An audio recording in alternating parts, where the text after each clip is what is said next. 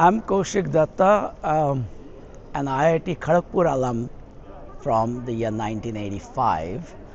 I spent about 5 years in India before moving to the United States, and I helped build some amazing engineering software initially in my career, and then I co-founded my own company called Web4, and we made great collaborative during the early internet days. Our software called eReview, which brought people together to collaborate on engineering design documents.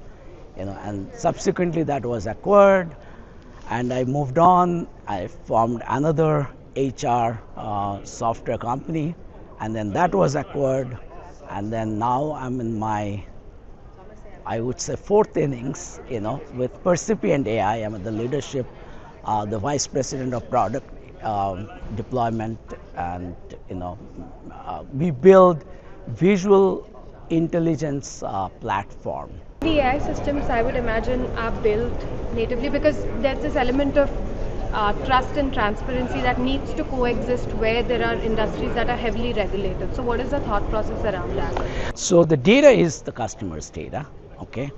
The models are a combination, okay? So we deploy our own models, our own large visual models called LVMs, and we also have a few open source, the weights and fine tuning is done by us that are also integrated. So the LLM capability is built into the software, okay?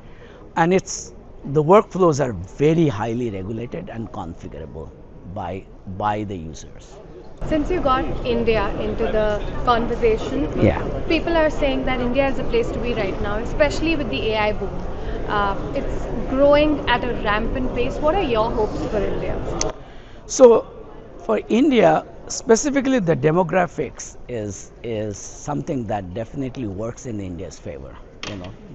I hear a huge percentage of Indian population is actually under the age of 30. So any technology, you can see with that kind of demographics, they're definitely poised to make the most of the AI revolution, okay? There will be, jobs will change, and a lot of jobs will be lost, and which is definitely a short-term worry. But in the long term, I think India has an amazing future, as they will recalibrate very quickly. And if there's one country and one part of the country, one part of the world that can very quickly adapt to this ever-changing scenario, that will be India. So India is definitely a country that we should be looking forward to.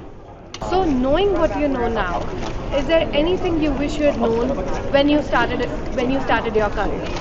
Definitely quite a few things that I would say for young people, the youngsters, look for mentors. Okay, look for successful mentors. You don't have to listen to them exactly what they say, but having a mentor is very important.